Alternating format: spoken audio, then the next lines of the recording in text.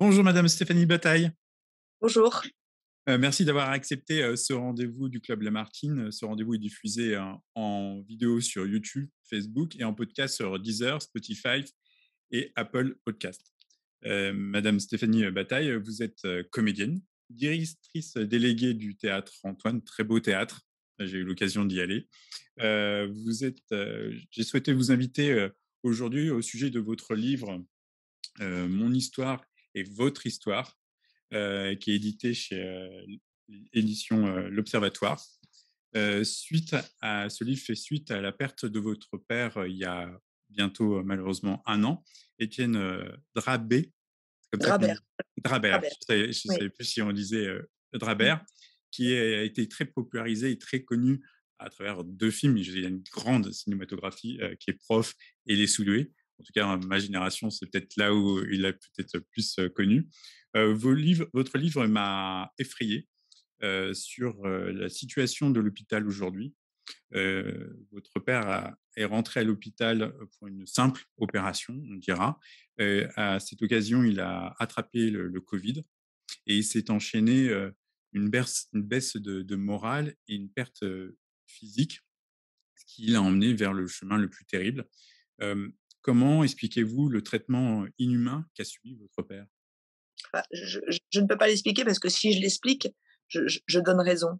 Je crois que surtout ce qu'il a vécu, Mmh. comme des près de 100 000 personnes ici en France, c'est une incapacité à gérer une pandémie et donc une contagion. Quand il y a contagion, les gens ont peur.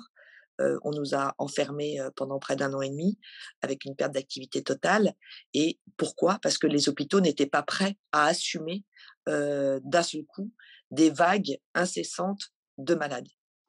Ça, c'est une première chose qu'il faut pointer du doigt. Mais moi, j'en parle, mais ça fait des dizaines d'années que les médecins, les infirmières, le personnel soignant alertent justement sur le problème du soin à l'hôpital et problème de moyens. Mon père, comme vous l'avez dit très justement, est rentré à l'hôpital, le 13 décembre, 2020 pour une opération d'un clip sur une valve mitrale, donc au niveau du cœur. Il est rentré négatif, il a contracté le Covid à l'hôpital, attrapé certainement par le personnel soignant. Ils ont mis beaucoup de temps à le tester, presque 10 jours. Donc évidemment, les dégâts du coronavirus sur un corps, sur une personne, d'un certain âge, heu, c'est assez fulgurant. Moi, je voyais, parce qu'ayant eu moi-même déjà, quand je l'ai vu une fois le coronavirus, depuis, je l'ai rattrapé 2 fois. C'est vrai que c'est quelque chose qui est très dur et qu'il faut avoir un corps très vigousse pour pouvoir se battre contre cette maladie. Donc il est resté en cardiologie, il était en cardiologie jusqu'au 30 décembre et à partir du 30 décembre, ce que vous n'avez pas vraiment souligné parce que certainement par peur ou par pudeur ou pour Oui, me faire parler, il a été enfermé. C'est surtout ça ce dont je parle dans le livre, c'est oui. ces questions d'enfermement avec cette phrase qui me hante, pour ainsi dire 24 heures sur 24, même pendant, mes petites heures de sommeil: «Vous ne le reverrez qu'au dernier moment». Comment peut-on enfermer qui que ce soit dans une chambre, privé de tout contact avec sa famille, visuel, évidemment qu'on pouvait l'appeler, mais quand on l'avait au téléphone, il nous appelait, il disait: «Les enfants, sortez de moi de là, je vais crever». Donc c'est-à-dire qu'il l'a vu, la grande faucheuse, c'est-à-dire qu'on a vécu en direct. Alors je sais que depuis, les années 2000, bah, il y a eu le loft. On vit en direct des choses absolument dingues avec, des émissions de télé-réalité. Nous avons vécu en direct, la mort de notre père, comme d'autres familles. C'est pourquoi j'ai créé aussi cette association avec Laurent Frémont qui est Tenir ta main, pour dénoncer et aider les familles qui sont totalement atomisées. Vraiment, Lionel. Mmh. Il y a eu des manquements, humains, des manquements d'éthique, considérables. Lors de la première vague, il y a eu des incinérations immédiates avec des corps encore tièdes qui sont partis tout de suite en crémation. Ce qui est absolument illégal, ce qui est absolument impossible, dans n'importe quelle civilisation, ça n'a jamais existé. C'est-à-dire que soi-disant nous allons vers le progrès, pour moi, nous allons vers une terrible décadence dans le rapport humain, dans le prendre soin des gens.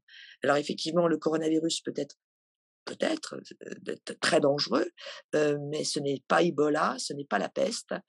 Par souci de précaution et de peur, on a voulu tout cadenasser, tout fermer et les milieux hospitaliers et EHPAD se sont sentis complètement débordés. On leur a demandé de fermer les lieux, d'interdire les visites. Donc tout le monde a été privé d'adieu. Ceux qui sont partis définitivement et les familles se sont retrouvées, à terre. Ce livre que j'ai écrit n'est pas uniquement et pas du tout, enfin il l'est évidemment pour les familles qui ont perdu leurs proches, c'est pour se dire: «Je ne suis pas le seul, nous ne sommes pas les seuls à avoir vécu l'enfer. Mon père n'est pas le seul ou ma mère n'est pas la seule à avoir vécu l'horreur absolue». C'est aussi pour faire prendre conscience de l'état dans lequel se trouve l'hôpital et les EHPAD. Alors déjà les EHPAD, déjà le nom, rien que le nom me donne un vertige terrifiant. Il va falloir créer des maisons de vie où on va regrouper ensemble aussi bien des personnes qui ne peuvent pas vivre malheureusement dans leur famille avant, dans d'autres pays d'Europe, on garde nos anciens jusqu'à la fin. C'est-à-dire que c'est un témoin, on ne jette pas les gens en disant vous êtes inutiles, je vous parque. On vit, on sait, on crée des liens. Une grand-mère, un grand-père apprend énormément de choses aux petits-enfants et apprend énormément de choses à ses propres enfants ou à ses beaux-enfants. Euh, Évidemment, il y a un énorme problème de logement puisque maintenant les logements sont de plus en plus petits, sont énormes, sont très très onéreux, donc il n'y a pas de pièces supplémentaires.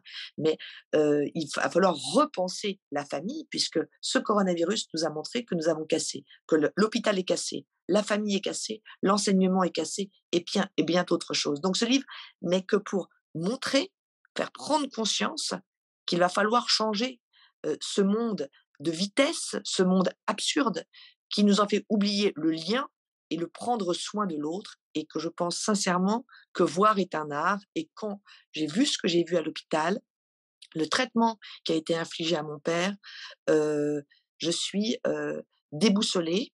J'ai rencontré des infirmières formidables qui étaient en larmes et qui me disaient: «La seule chose qui manque à votre père, c'est votre présence», puisque nous, on se déplaçait tous les jours avec mon frère et mon père en essayant, de le voir et on restait derrière une porte avec, qui avait un digicode avec impossibilité de rentrer, par cette porte alors que mon père était de l'autre côté avec d'autres malades atteints du covid. C'est-à-dire que franchement, je crois que là, vraiment, on a dépassé toutes les limites et toutes les bornes avec un gouvernement qui a fait des décrets tous les jours, des décrets différents, en oubliant le lien, en oubliant la famille. Moi, j'aurais préféré réattraper le Covid, mais ça m'est arrivé. Je l'ai réattrapé quand mon père était encore en cardiologie, mais mon frère était prêt aussi à le réattraper, juste pour accompagner notre père. Et beaucoup de gens ne sont pas morts du coronavirus, mais sont morts d'abandon, de tristesse, se sentant complètement délaissés. Il y a eu ça qui s'est passé. Il y a eu impossible de faire l'adieu au visage, car la plupart des familles, quasiment la totalité, ne sait pas s'ils ont bien enterré la bonne personne. Les rites funéraires ont été complètement bafoués.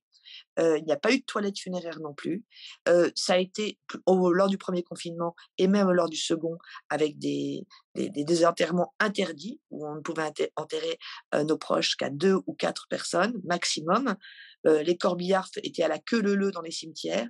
On n'en a pas parlé. La presse n'en a pas parlé du tout. On nous a parlé de chiffres toute la sainte journée avec une évolution, avec une courbe croissante ou décroissante, mais on ne nous a absolument pas parlé de la façon dont étaient traitées, considérées, parce que je n'aime pas le mot traiter, considérées les personnes atteintes du coronavirus. Effectivement, on a vu des images de New York, mais on n'a pas eu d'image en France de ce Mmh. genre de situation. Mmh.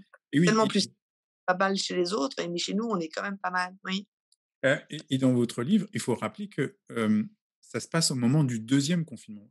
Tout à Donc fait. en même temps, il n'y a pas eu de leçons sur la première épisode, et ce qui m'a effrayé, c'est effectivement l'abandon, de votre père et la chute, psychologique. Parce que dans le combat de la maladie, il y a bien sûr l'aspect, maladie qui vous attaque, mais il y a l'aspect physique et mental qui est important. Et quand on sait que quand on est malade, ce qui est très important évidemment, c'est le traitement, qu'on n'a pas encore trouvé, même si maintenant il y a une sorte de je crois qu'ils ont trouvé une sorte de médicament chez, Merckers, qui Merckx pardon, qui devrait sortir. Heu, mais on ne s'est pas occupé de la personne. Alors que l'on sait très, très bien que quand on est souffrant de n'importe quelle maladie que ce soit, la présence de l'être aimé est indispensable psychologiquement pour qu'on puisse s'en sortir. Mmh. On a verrouillé les gens, on les a laissés tout seuls. Je n'oublie pas non plus, même si ça n'a rien à voir, mais ça a à voir quand même avec cette épidémie, on a laissé des étudiants, des jeunes, des familles, tout seuls, sans lien, avec l'entreprise. C'est bien beau le télétravail, mais ce n'est pas une fin en soi. On n'est pas sur terre pour être isolé. On est sur terre pour créer une chaîne humaine, pour avoir du rapport les uns envers les autres, des rencontres. Tout ça, ça a été bafoué pendant 1 an et demi. Ce que je dois dire aussi, rajouter, ce que vous venez de signaler, c'est que c'était lors du deuxième confinement et que j'ai pu me rendre compte en parlant avec des infirmières et de personnel soignant. Et ensuite, après le départ de mon père, parler avec des directeurs d'hôpitaux qui sont au bout du bout, et je les salue, des directeurs d'hôpitaux qui n'ont pas été obéissants, parce qu'il y a aussi le problème de l'obéissance. Tout le monde a été extrêmement obéissant. C'est ça Mmh. aussi qui est psychologiquement incroyable. Nous avons tout accepté, sans broncher. On n'a absolument rien dit. Vous devez rester chez vous. Vous devez remplir votre petite feuille. Vous avez le droit à une promenade d'1 heure, mais pas d'1 h 5. Sinon, vous risquez de vous faire cartonner. Les gens ont tout accepté. C'est dingue. C'est, Ils ont eu c'est- peur. non, pardon, mais c'est très troublant. Ouais. Je ne sais pas comment vous le ressentez vous, ou comment les gens qui m'écoutent l'ont ressenti, mais il y a un vrai questionnement. Comment on a pu accepter tout ça? C'est-à-dire, il en va pardon, là, il en va de notre conscience personnelle. Alors, ce qui est important, évidemment, il faut respecter, je déteste ce mot de geste barrière, moi j'appelle ça des gestes respectueux. En l'occurrence, garder le masque si on est nombreux dans une pièce, se laver les mains régulièrement, chose que les Français ont peu l'habitude de faire. Quand on en parle avec les gens qui tiennent des restaurants et des bistrots, ils s'en rendent compte. Très peu de gens, quand ils sortent des petits coins, se lavent les mains. Donc là, évidemment, il y a eu une crise sur l'hygiène qui est absolument importante, mais l'hygiène, ce n'est pas l'hygiénisme. Mmh.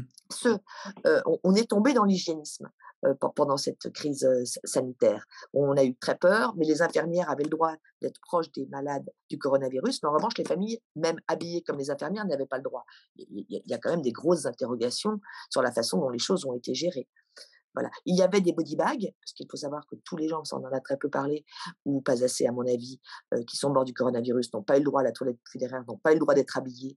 Ils ont été enterrés comme des pestiférés, c'est-à-dire tout nus dans un sac en plastique, et on trouve ça plus glamour de donner un nom anglais, ça s'appelle un body bag. Il n'y a pas eu de manque de body bag, mais il y avait des manques de masques.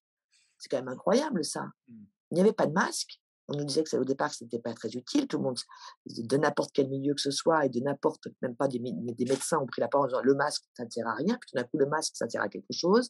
Donc tout le monde s'est rangé aux directives de qui, je me le demande. Donc masque obligatoire, ce qui paraissait important. Mais sachez qu'à l'hôpital, comme mon père était à l'hôpital au mois de janvier 2021, beaucoup d'infirmières et de médecins avaient le masque au niveau du menton.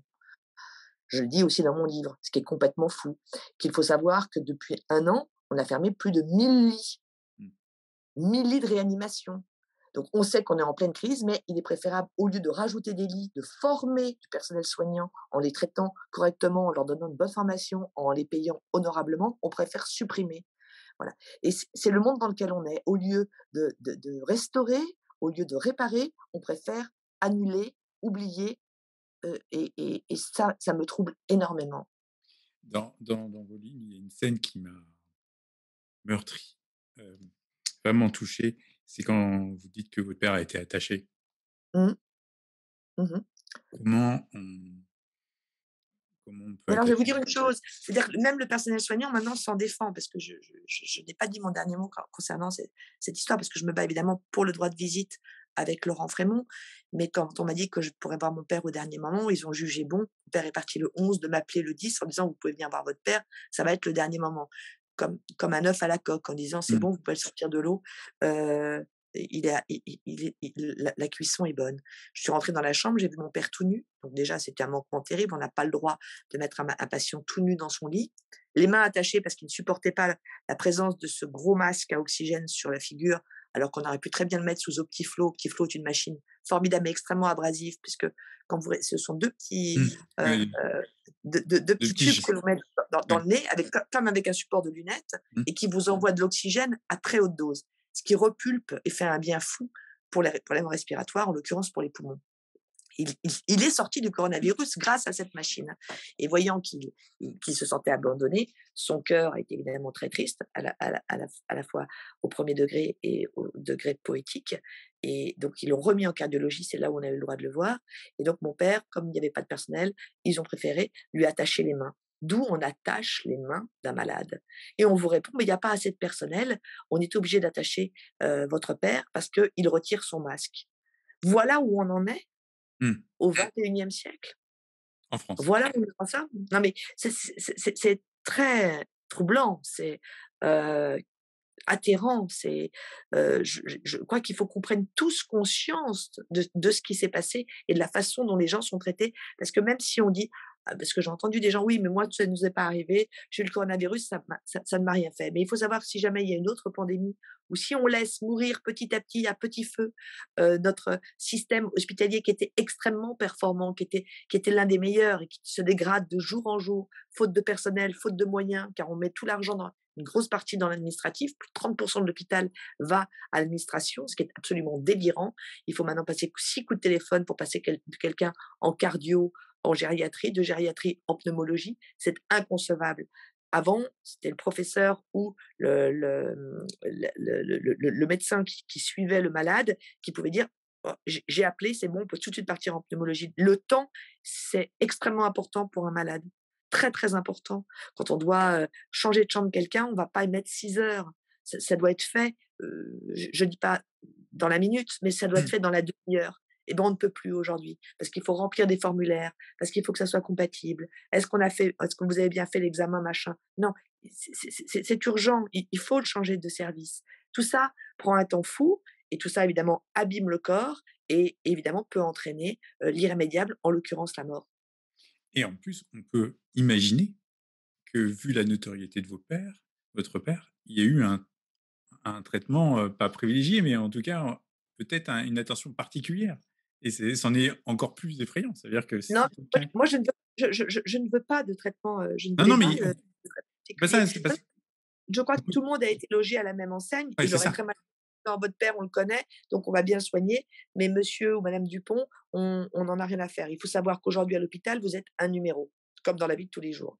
Fut un temps, il y avait le nom du malade sur les portes. Maintenant, il y a la 112, on dit: «Est-ce que tu as changé la perte de la 112? Est-ce que tu as changé, les draps, de la 114?» alors que derrière ces portes, ce sont des vrais gens.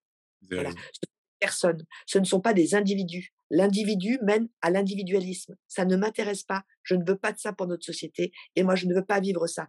D'abord pour moi, mais pour tous les autres. Mmh. Ce combat, ce que nous menons avec Laurent Frémont, grâce à notre association Tenir ta main, c'est pour les autres.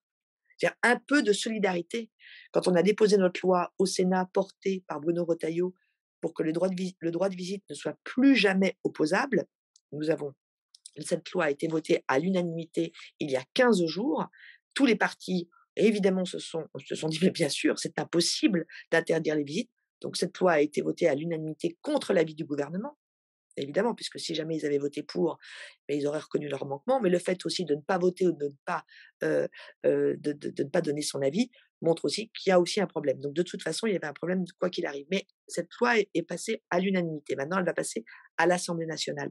Il faut se réveiller là-dessus. Mmh. C'est-à-dire que le droit de visite, avant, ce qui était formidable à l'hôpital, c'est que vous pouviez y aller à n'importe quel moment du jour ou de la nuit. On ne vous demande pas votre identité, on rentre dans l'hôpital et on peut aller au chevet de la personne que nous voulons voir.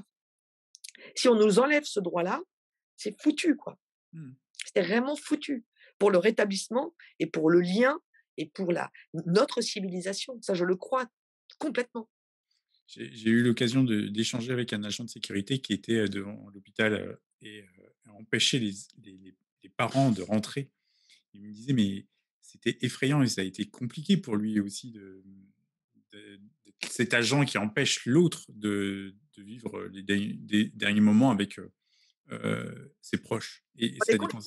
part de responsabilité? Moi, j'ai parlé avec des personnels soignants, avec des psychanalystes, des psychiatres, des directeurs d'hôpitaux qui ont refusé, qui ont outrepassé, ces directives en disant: Mmh. «Moi, je n'en ai pas question». Ils ont convoqué tout leur personnel, pour la plupart et ont dit: «Maintenant, vous allez tous vous habiller, correctement avec la blouse et la charlotte et on fera venir les familles habillées de la même façon et le droit de visite doit être rétabli».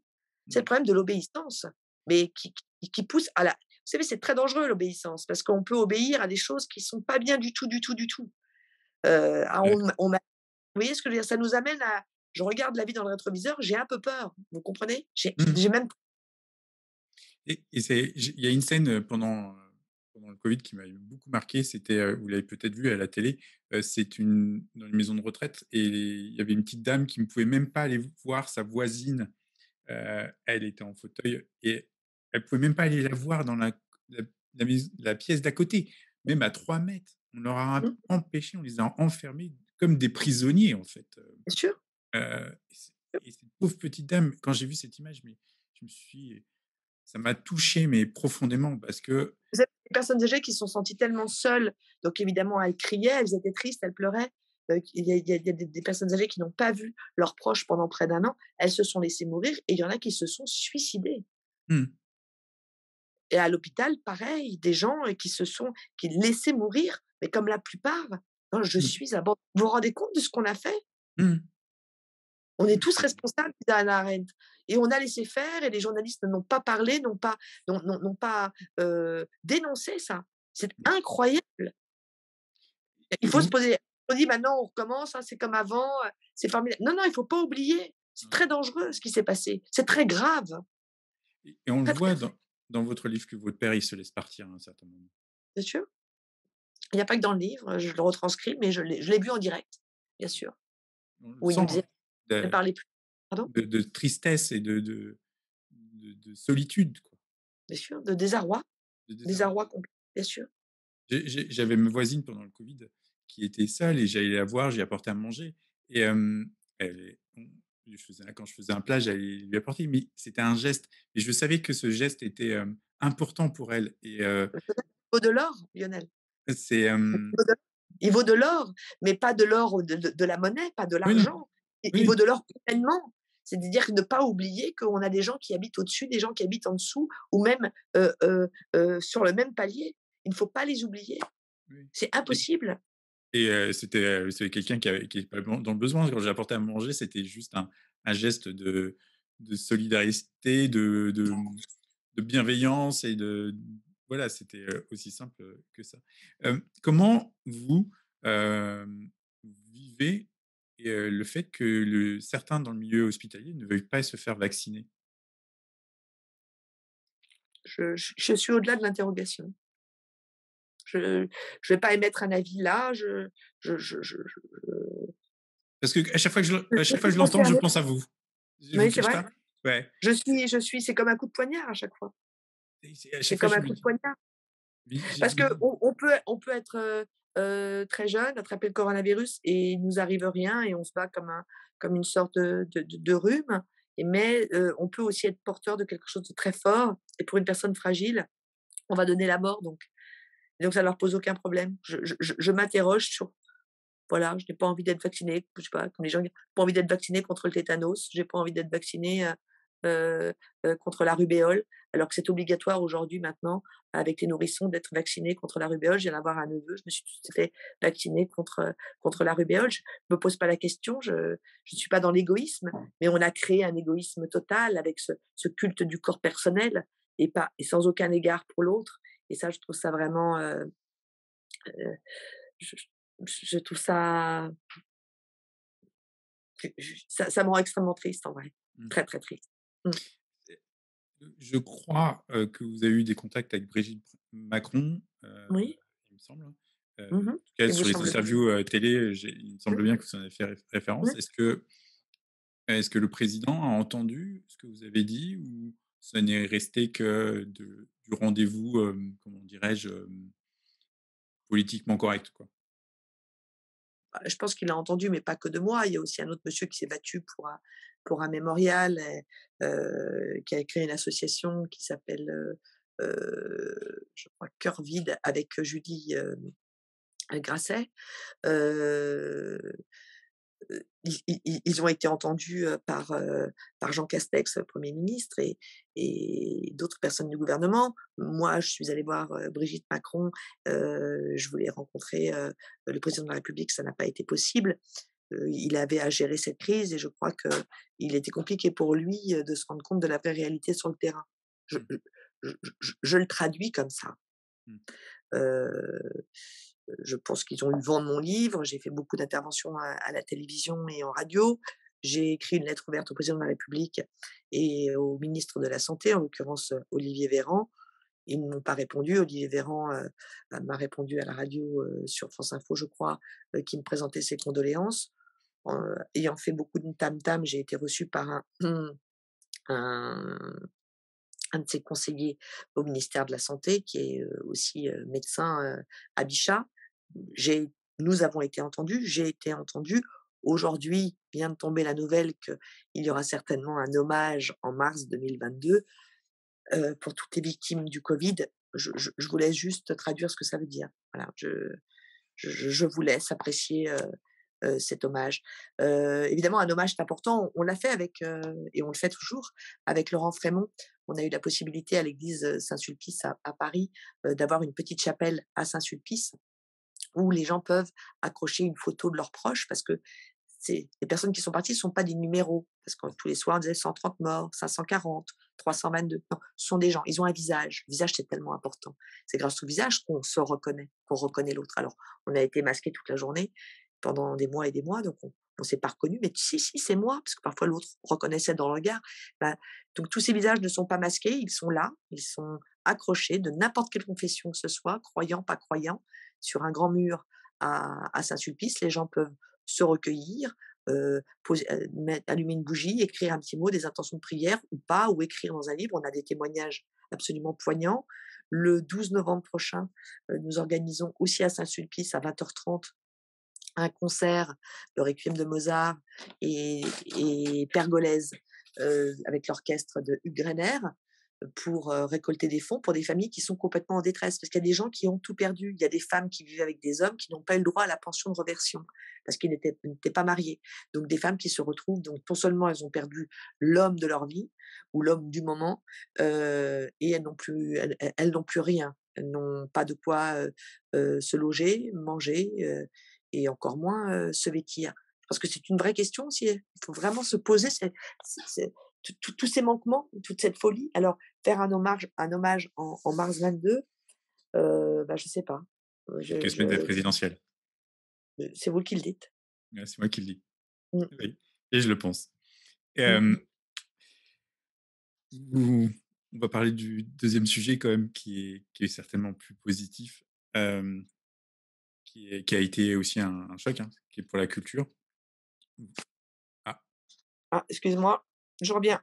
Allô?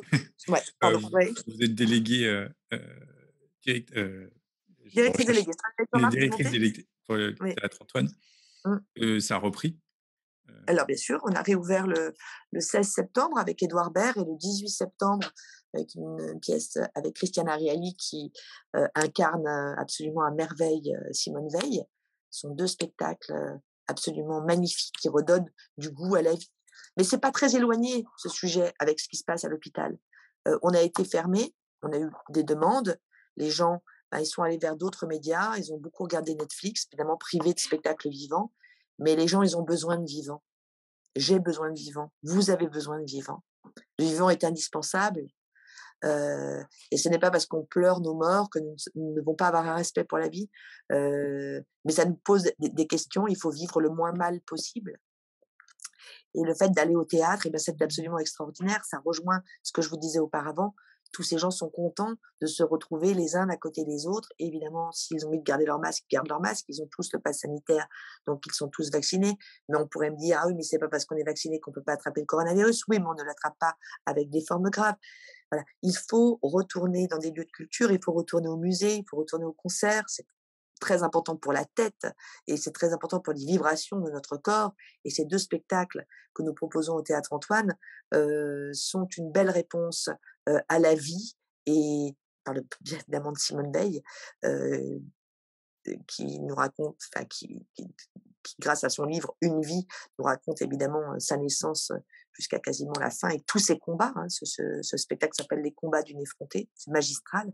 Et puis vous avez un génie poète qui est Édouard Baird, avec ses élucubrations d'un homme soudain frappé par la grâce, qui va vous réveiller, qui va vous secouer, qui va vous émouvoir, qui va vous faire rire, qui va peut-être vous faire verser une larme, grâce à ses textes, grâce à ses mots, mais grâce aussi à des auteurs prodigieux tels que Bukowski, Boris Vian, Thomas Bernard et bien d'autres, et sans oublier Patrick Modiano, qui a une mémoire absolument incroyable et qui est sur le souvenir des rues de Paris.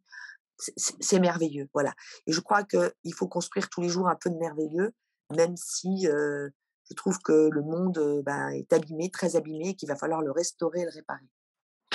Et est-ce que le public est de retour? Nous concernant, au Théâtre Antoine, oui, Ouais. il est de retour. Les gens ont envie, on leur a suscité l'envie. Vous savez, c'est comme on était comme, en période de jeûne Mmh. pendant des mois, et il faut retrouver l'appétit, et pour retrouver l'appétit, il faut donner des choses gouléantes. Il faut dresser une très belle table, il faut donner petit à petit, mais du très, très bon.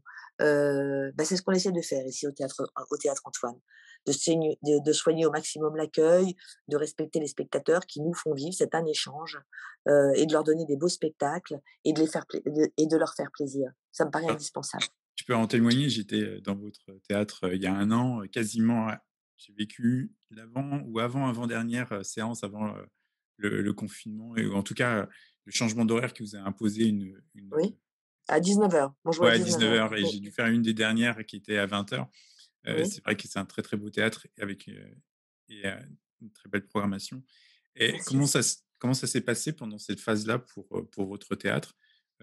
Financièrement, vous avez fait un peu d'événements streaming, hein, sauf erreur de ma part? On a fait du streaming avec, Ouais, sur Facebook. On a créé des spectacles, pour Facebook, pour créer toujours du lien, c'est important, et prendre soin de nos spectateurs.